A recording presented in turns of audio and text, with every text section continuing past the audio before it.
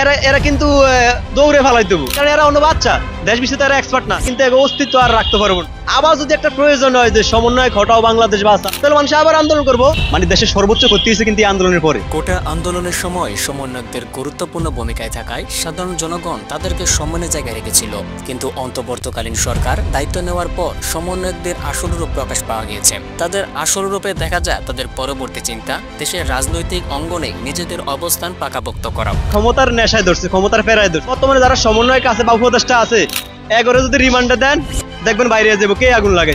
বর্তমান পরিস্থিতি এতটাই খারাপ, মানে এটা বর্ণনা করে মানে কুল পাওয়া যাবে না। সাধারণ জনগণের কথা না ভেবে নিজেদের কথা চিন্তা করছে তারা। তাই তো রিক্সা চালক থেকে শুরু করে সাধারণ জনগণ বলছে এরা তো এখনো বাচ্চা, এরা দেশে চালানোর কি বোঝে। এরাও মূলত ক্ষমতায় চায়, এর বাইরে আর কোনো সত্য নাই। হাজারো মানুষের উপরে ভর করিয়া, রক্তের উপরে ভর করিয়া মানে নিজেদেরকে জাগান দিতে চায়, ক্ষমতা চায়। যদি কখনো আবারও প্রয়োজন পড়ে সমন্বয় খাটিয়ে বাংলাদেশ বাঁচানোর, তাহলে সারা দেশের মানুষ আবারও রাজপথে নামবে তাদেরকে হটাতে। এটা তো স্পষ্ট। এখন তো মানুষ আবার এগোবে বিষাক্ত। দেন আপনার মধ্যে একটা আবেগ থাকে, এটা কতক্ষণ থাকে? যদি আপনার দেয়ালে ফিট থেকে আপনার বিরুদ্ধে কি আবেগটার কাজ করবো না তো।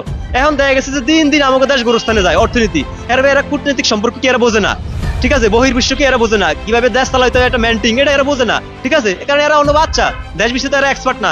একটা উপদেষ্টা, একটা সমন্বয়কও আপনার জনপ্রিয়তা না, আবার ব্রিলিয়ান্টও না দেশ বিষয়ে, এরা দেশটা গোরস্থানে নেয়।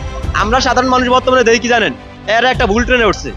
আমি দেশের নাগরিক হিসাবে আমি তো বাধা দিমই, কারণ আমার দেশ তো এটা ভাই, সর্বশেষ তো এটা আমার দেশ, আমি দেশে জন্মাইছি না, আমার তো কিছু বলার অধিকার আছে। তা আপনি যদি একটা ভুল ট্রেনে ওঠেন, আপনার তো নামিয়ে যাওয়াই ভালো, কারণ যত দূরে যাবেন তত আপনার ফিরার পথ বাড়বো।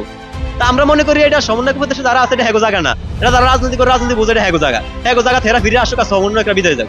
আপনার মানুষ তো অনেক খুব একটা ভালো আশা করছে যে মনে হয় এরকম একটা অভ্যন্তরীণ বা বিপ্লব হওয়ার পরে মনে দেশে অনেক কিছু মানে পরিবর্তন করবো, মানে ভালো কিছু লজিক্যাল কিছু আসবো, কিন্তু আসলে আমরা পরে বুঝলাম, পরে টের পাইছি। আপনার এই যে আর সবকিছু বাদ দেন, সচিবালয়ের মতো একটা জায়গা, যে জায়গাটা হলো বাংলাদেশের মেরুদণ্ড, একটা দেশের প্রাণ কেন্দ্র, ঠিক আছে? এটা হলো বাংলাদেশের নাভি বা কলিজা। প্রত্যেকটা জায়গায় সার্কিট ক্যামেরা আছে, মানে একটা পিঁপড়া ঢোকার মতো কোনো ব্যবস্থাই জায়গায় নাই। ওরকম একটা জায়গায় আগুন লাগে, তার মানে পুরো বাংলাদেশটাই নিরাপদ না, কারণ এটা দেশের সর্বোচ্চ সিকিউরিটি জায়গা। ওই জায়গায় আগুন লাগছে, তাও আবার পরিকল্পনা মাফিক, ঠিক আছে? একদম স্পষ্ট যে পরিকল্পনা কেউ করছে।